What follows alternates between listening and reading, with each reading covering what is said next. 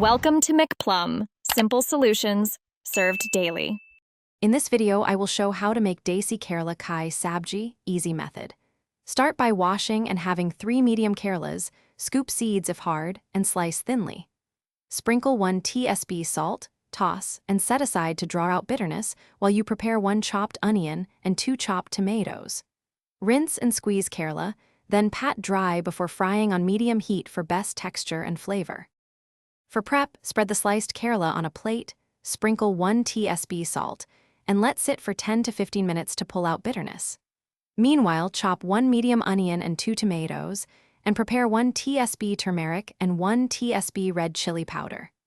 Rinse and squeeze the Karela well, removing excess water, then pat dry so the slices fry crisp and absorb spice evenly.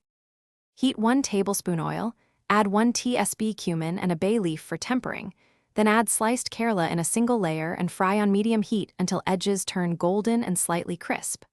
Work in batches to avoid steaming.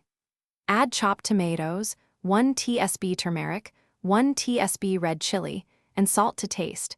Then cover and simmer 5 minutes so flavors meld while keeping some texture in the Karela. Thanks for watching. Stay juicy and subscribe.